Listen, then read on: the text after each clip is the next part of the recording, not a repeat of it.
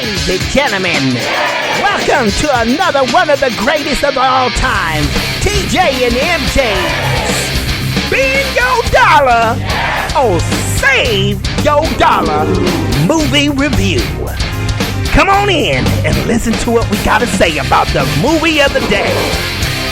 Woo! It's ready to roll! Let's rock! What's cracking, ladies and gentlemen? When it's cracking, we are back again. TJ and MJ. Spin your dollar. Oh, save. Why is your voice cracking? or save your dollar. Movie reviews. Yeah, my voice cracked because I had that chocolate cookie that you hooked me up with. That's the chocolate chip cookie is good. It was right when you said what's cracking, people. Oh, yeah, well, because I cracked at the same time I was eating the cookie. So it's real good. Ladies and gentlemen, we are back once again, doing it live as we always do. We're doing some gaming night right now as well, because we got, like we told you earlier in the last review that we did on the Deep House, we were going to come back and do the review on the Jungle Cruise. That's right, Disney's Jungle Cruise. That's right. And it's been, I guess it's been in a way. It was been held back for a while before it got, got released. Just because some were trying to say because of the COVID and all that whatever stuff. Mm-hmm. I think I beg to differ, to be honest with you, but You don't think it was because of the COVID? No, because they just wanted to make sure that people were going to be in the theaters, so they wanted to kind of let, theaters start really getting back to full motion again, because of the whole pandemic thing. A lot of people hadn't been going to the theaters, and so, but Disney's been releasing their movies on Disney Plus and, just in general, to the theaters and Disney Plus to stream. So you could get this. You could get this flick right now, right, Boo? On Disney, or any rental, actually. Well, this past weekend it was to buy. Oh, that's true. That's right. Disney was giving a sale, so it was like $12.99 or so. That's right. That's how we ended up getting it. That's right.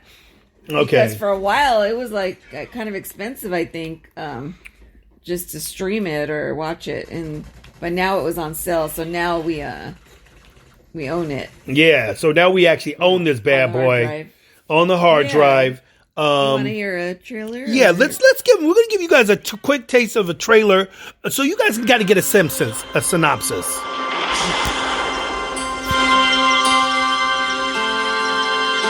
So what are you doing out here? There is a legend in the jungles of the Amazon of a tree that heals all. It could change the world, but if it gets into the wrong hands, it could awaken a great evil.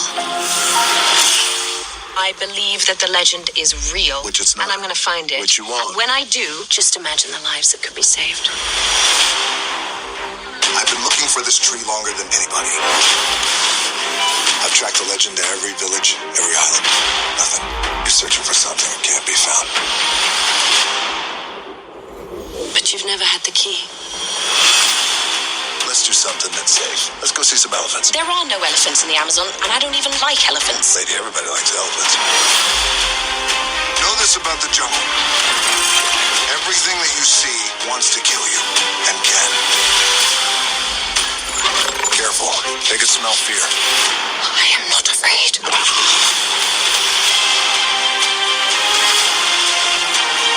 Oh my gosh. Who brings a submarine to the Amazon? Feuer!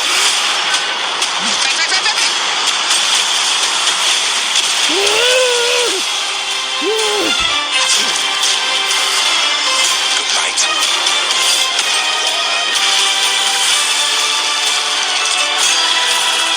I got you. Frank, get it. Hold on. Come on. I got it. I don't think he's got it. I don't got it. No. For goodness sake, just leave me alone. That was a disaster. Didn't go the way I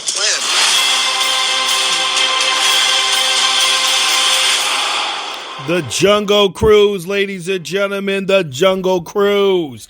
That is the trailer to the Jungle Cruise. And The Jungle Cruise, it's definitely got some things going on as far as its action. We went into this kind of, in not optimistic. I at least I didn't go into it optimistic because Disney, as far as I'm concerned, is screwing up a lot of stuff lately, ladies and gentlemen. And we've been waiting for Disney to come back to start doing some good old fashioned Disney movies again. Where the shiz made sense and they don't throw a bunch of woke craziness in it. I was kind of sorry, I'm trying to play a video game and talk at the same time. MJ's up here playing some Rogue Company right now. I'm not really live while we doing our review. This is game night, y'all. So you got to excuse us. Sometimes we in game night, we play in the flow. But what were you saying? No, I was actually thinking, unlike you, that I was kind of a little optimistic because I was picturing it was going to be cute. I like Dwayne Johnson. Right. He's always entertaining, and Dwayne's and Emily Hunt. Yeah, Emily Hunt. So I just expected it was gonna be kind of like a cutesy movie, not like great. But I know what you're talking about. But it was gonna be entertaining. Yeah. Which it was. Definitely. The reason why I didn't go into it with any optimism for this movie is because it's Disney. What? Disney isn't the old Disney from back when we were kids. Everybody, we all know it. We all be talking about Disney all the time. Disney is gone to being woke land. Disney is evil Hollywood now. Disney doesn't believe in good old fashioned morals the way it used to be. Disney wants to throw in woke propaganda all the time in all of its freaking movies. So I was expecting this to be the exact bullshit that Disney's been putting out lately, where everything's got to have diversity and wokeism and all this other stupid stuff. Hear women roar and all this stuff, which they did bring a little bit of that into the movie, but a little bit, but it was funny. Yeah, it was too fun because the way they did it was like the time that they're in. They kept making fun of Emily Hunt because she was wearing pants and everything. Right. Everybody kept making, because back in that day, most women wore dresses. Back in the. Well, I forget what year it was supposed to take place. Yeah, what year? Once you give the. It doesn't really say what year it was supposed to take place. I think it's supposed to be more in the 20s, like during like a little bit after World War I. Yeah, I think around that period. It was right around World War I. Yeah, when it started, I think it did mention the year in the very beginning, but I kind of forgot. It was like it said, like the late 20s, early 30s, something like that. So basically, yeah, it's Emily Blunt who plays Dr. Lily Houghton or who something like that. Hootenberry Enlists sure enlists the aid of the wisecracking skipper Frank Wolf. And Frank Wolf is played, of course, by... Oh, yeah, the skipper. Don't call him Skip, though. Don't call him Skip. Don't call him Skippy. Yeah, don't call him Skippy. You don't like being called Skippy. And so she enlists in the aid of him to take her down the Amazon in his ramshackle boat. His ramshackle boat. Together they search for an ancient tree that holds the power to heal. A discovery that will change the future of medicine. Yeah, it's like a flower.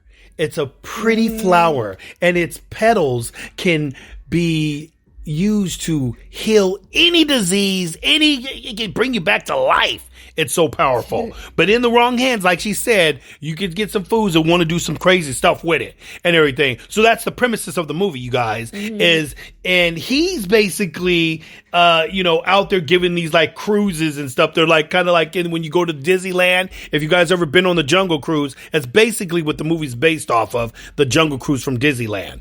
And except this Jungle Cruise ride was a lot more exciting. Yeah, more exciting. You would want to be on this one because this one exciting than the Disneyland ride. Like remember how he gave the fake ride's boring to me, Yeah, I like the way the skipper is on this because the way he does everything, but it's all supposed to be, it's all fake. Like he already had it set up, and everything how Disney would have it. Right. But he does it in a legit way, though. And he makes it kind of adventurous, until it does get real, and then it does get real and so forth. But I thought it was a fun movie. It definitely had Good some for, fun moments, some comical moments. You know who surprisingly was the guy that I thought was the most funniest in the movie? Oh, are you talking about Paul Giamatti or is that the brother, the guy that plays the brother? Oh, the guy, him, oh, that guy. Talking about the one who plays Emily Blunt's brother. Yeah, Jack, is it? Jack Whitehall. He plays McGregor. Her brother McGregor. McGregor. Oh, you're talking about him? Oh, yeah, he was good in it, too. I thought he was funny. They had, what's his name in there, who was always hilarious. Which one? This guy? Can this move over? No, it did. Oh, yeah. Him, Paul Giamatti. I was surprised to see him in it. Paul was in it. Yeah. And so forth. And Paul, know me, that guy cracks me up in a lot of movies he does. Just his attitude, the way he talks and so forth. They always bring him into these type of movies. For a while. Yeah, and he looks totally crazy in this movie. And everything. He has his pompadourish kind of, no, that stuff and stuff. Actually, he was Italian. Wasn't he supposed to be Italian? And so forth. He's a Gita Mare, the Mare B, the Pazza P, the Ma Pazza P. Yeah. And then the guy that plays the German him. Jesse Plemons? Plemons? Yeah, Plemons. Yeah, Plemons. Yeah, he played a good role as this he was pretty good. the kind of the villain in the movie. Right. You know. But Disney did this, you know what this I have to say, I haven't seen a really good Disney, like a Disney type movie since Pirates of the Caribbean movie. And this one here actually brought some of that Caribbean style to the movie. You're right. Did it not? It kind of did give you that feeling, that touch of Pirates of the Caribbean. When you really start looking at it, you say, I kind of feel like I'm in the vibe of the Pirates of the Caribbean again. I kind of got that vibe from it in the beginning too. I didn't say anything, but I was thinking the same thing, TJ. Yeah. Yeah, you're right. It definitely brought that to it. I thought it was the good. story was done. I have to say the story was done well. Now, my cons to the flick. What are your cons? I you know me, I'm a nitpicker, but it wasn't so bad. But you could see they throw these type of things in there. They always got to throw the they can't just do a movie without it just hitting on these type of topics. The hear women roar type thing. It's like, okay, like, I get it. You got women out there that want to be as strong and as badass as a man and everything. But in reality, ladies and gentlemen, that just wouldn't happen. And you always, and when they press it and make it be like a front center to the movie, that's when the movie becomes stupid to me. It gets dumb. But in this case, they didn't do it to the point where it was annoying. They did it to where it was funny. With the whole pants, like I said, the whole pants comment, and she's wearing pants and stuff like that. It was kind of like, a lot of corny moments in it. It was corny. But it's like a cute corny, Yeah. Like that's what it's supposed to be. So I will excuse it in this movie here. They even went the route of, kind of showing that, the brother's a little, on the gay side, which that's cool. I don't have a problem with that. They didn't really push it as a forefront thing. They just put it in there, kind of like he talked about it because he didn't want to get married to the women and everything. And that was like when what's his name kind of asked him the question. But they kind of went there and they left it at that, and that was that. Yeah, you just didn't want to see him kissing another. Yeah, I don't like it when they want to push all the okay, I gotta have the dude all kissing up on another dude kind of stuff, and that just ruins it for me. Then I was like, okay, cool, you gay, cool, be gay. I just don't need to see it. You know what I'm saying? And everything. But the brother was funny though. The brother was classic. The characters that they had, all the people in the movie, I thought everybody played a great role in the movie. The movie definitely has some great effects in it. I thought the CG actually was not that bad. I mean, at first when I first saw the previews for this, I was thinking, oh man, the CG's kind of looking like it's gonna be over the top, like it's just looking goofy, But it worked for this movie. I liked all the colors, colors and everything. It did remind you, like, hey, this is Disney. This is old school Disney, and that's what I started kind of as the movie progressing. I started feeling like, okay, I'm watching a Disney movie. I'm watching like this was like if this this was a cartoon and made it to a real life, they did a live action type movie, then this would be what it would look like and everything. And I think they did a great job with that. I think pretty much most of the things that were for negative for me weren't that big. Yeah, they weren't too much. For the most part, you enjoyed it. In the most part, I enjoyed it. I thought, okay, yeah, I did too. I can go with this. It's a cute movie. It was definitely a cute movie. And I mean, you bought the movie. I mean, was it worth you buying it? I bought it because there wasn't a rental option. And I figured, it's only $12.99, or it was something close to that, right? Because it was on sale. I'm like, I wouldn't mind owning it. I do like Dwayne Johnson's acting and what have you. Dwayne's funny. He's entertaining as usual. So he's got his little. I like all his one-liner jokes. Remember his whole time is doing these jokes, these one-liner things. Right, we're going to be beheaded. We're going to be beheaded, and they behead people. These are the headhunters, and they give it a wait. No, we're going to the headhunters, and then she says the headhunters. She says, yeah, well, we're going to be beheaded. We're going to be beheaded. Something like that. Something like that. I forgot how he did it better. I know. I can't do it the way he did it. It was a one line, but I think that was the best one though, the beheading one. Because that one was classic. They always did these like little cute live jokes that he would do, and nobody ever cracked up on him except for her brother and everything. But I love the way they did the style of the city too. Of what it looked like back in the 20s and the 30s, but it was very done colorfully and just bright, and it looked really like, oh day, I could see living in that time. Not. I was going back to look at it, and I believe it took place in 1916. 1916. Oh, dang! So it's even further back than what I was looking at it as. Yeah. Okay. Yeah. That's way back. They started off in the very beginning. They started off showing a scene back to 1556. Yeah, 1556, because that's when they show in the Crusaders or something like that. The Conquistador. Yeah, and they show in that. Well, they show in that curse, takes place, right? Oh, you mean Conquistador. Yeah, the Conquistadors. Yeah. Now, if you guys know anything about the Conquistadors, they were the same guys. The way they did this was almost like they went to a Mayan, Aztec area of South America, because it was in South America, right, and everything. Yeah. And this was a conquistador, like what they did when they went and found the Mayans and Aztecs. They decided they found this thing, which was the heart of the. I guess they were all trying to find this flower because his daughter had. It's a tree whose flowers cure and heal injuries, and lift curses. And the lead conquistador, the Spaniard guy, his daughter was dying.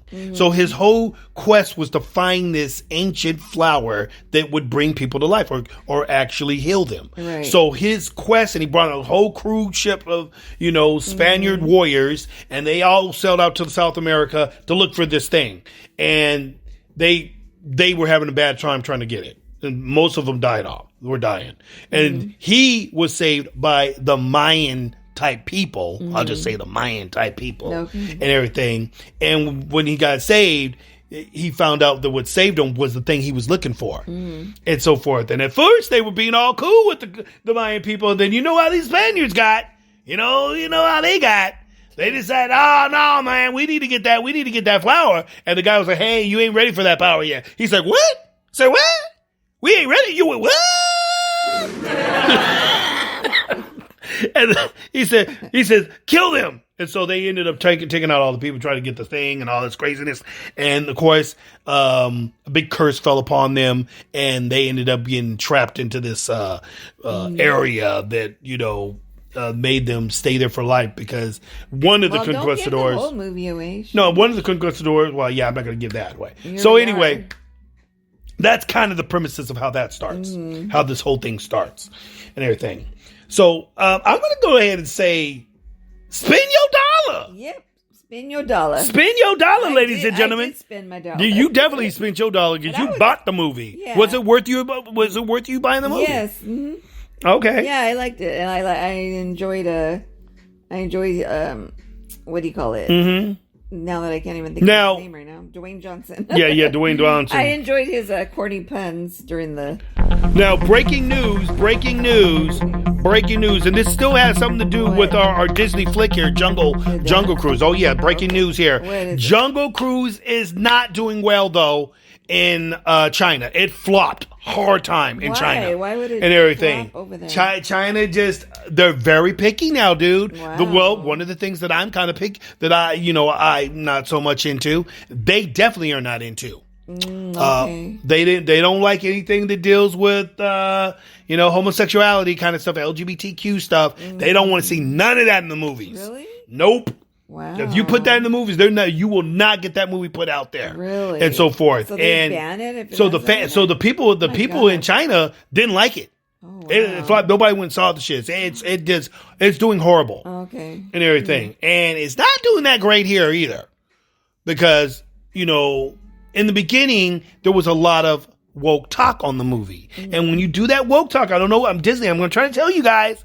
If you guys ever listening to this stuff, you listening to Jeremy Geeks and Gamers and all these other YouTubers out there that, we're the real critics, not these little higher on critics that you got over here at Rotten Tomatoes. Those guys, they kiss your ass. Those guys kiss your ass. So if you guys want to get a movie put out there that's going to do good and you want it to go worldwide, then you guys need to get rid of the whole woke bullshit. We've been telling you guys this since dadgum freaking the movie when me and Robin Hood. When me and MJ did a review back in the day on Robin Hood. Uh-huh. And we remember I was telling me and you both were talking about that? Yeah. And I said, Disney, they keep doing this. Mm-hmm. Y'all keep putting this stupid woke stuff in there and changing stupid stuff up and everything. People are not going to want to watch your movie. And it may be a good movie. Like Jungle Cruise, I was going to watch this movie at first. I was like, it's because of stupid stuff I was hearing about it. And I was like, I ain't want to watch that woke bullshit and everything. And this is why I'm saying Disney did a good job this time, because this time they actually did something that was like what Disney's known for, good old fashioned flow, and I want to see that kind of stuff. I want to see old school Disney, not this new woke bullshit. Yeah, I love Disney. Old school Disney. I don't like the fact that Disney goes back and tries to recorrect some of these movies like Peter Pan and the Dumbo. Call them, there's racist things in there because you got these SJWs out there talking. There's racism in that. When they're talking about the black crows are all being black. That's wrong. I'm like, what? What are you talking about? You idiots and everything. But they found something racist in Peter Pan, because of Tiger Lily and everything. You shouldn't be able to portray Tiger Lily like that and all this and the Indians and stuff. Oh, yeah. Dude, they go back to old school movies. Like everything's racist. And they go back to all these old school Disney movies, classic Disney movies that me and you grew up watching as kids, Snow White and all these type of things. You can't even, they're trying to jump on Snow White now. Oh, why has it got to be Snow White? What is that, KKK? What is he? Yeah, oh my gosh, baby. These woke little these kids that are this new generation is just freaking, they don't know shiz. Because they didn't grow up with any of this stuff. It almost seems like none of them grew up with any of the stuff we grew up with. And I thought they did, actually. Well, thank goodness our kids are not like that. Look at my daughter didn't grow up like these stupid millennials. Because she is a millennial. But she don't think stupidly like these fools and everything. I don't know how these parents raise these kids, these millennials today, but something went wrong. Something went wrong. Well, it's not just the parents, it's the damn schools as well. But that's for another topic. But that's breaking on China is not accepting Jungle Cruise, along with a number of other movies. Shang-Chi didn't do well. They didn't bring Shang-Chi in there. You know why they didn't like Shang-Chi? No. Because they don't like the look of the Chinese guy in the movie. The guy that plays the main guy in the movie. They made a movie for China, and China don't like it. Isn't he Asian? He's Asian. They think he's ugly. Oh my gosh. They don't like the way he looks. Yes. Okay, that's ladies and not gentlemen, right. that's real shiz. And they talk about is all you SJWs out there really want to protest racism? Go to China, because those motherfuckers are really racist over there, and so forth. They'll let you know real big. And guess what? They will not give a flip. You know what I'm saying? You guys won't be able to get away with all this protesting you do out here in America. Try doing that shit in China and see what happens to you. Yeah, you'll be under the jail, if not dead. But so the Jungle Cruise didn't do well there. It's and a number of other Disney movies are not doing well in China right now.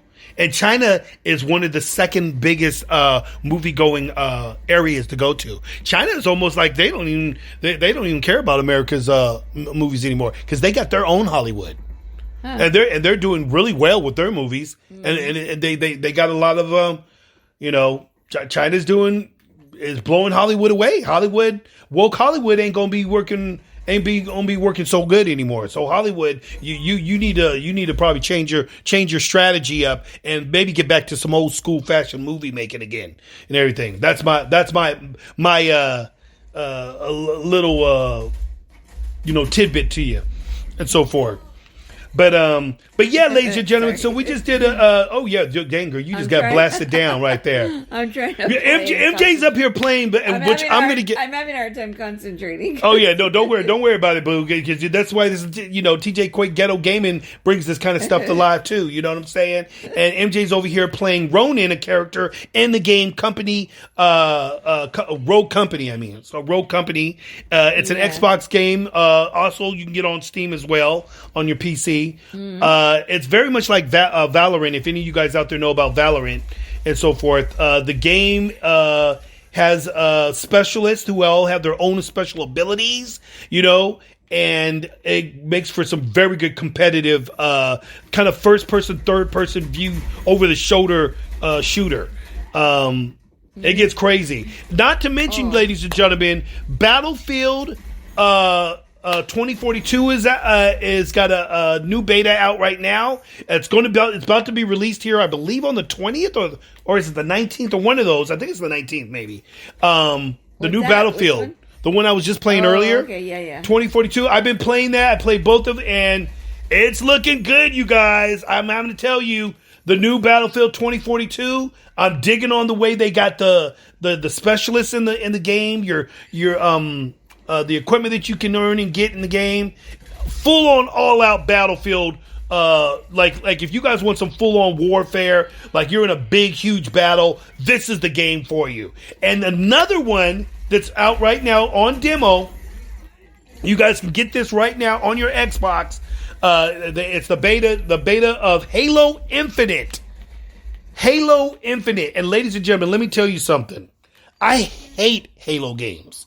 Like, I didn't like Halo games. You like this one? Oh, I didn't like Halo games from back in the day because I used to always hate the freaking damage system in them. It just, I don't know, something about them that just was kind of just weak to me. And everybody else loved Halo. I just could not get into them anymore.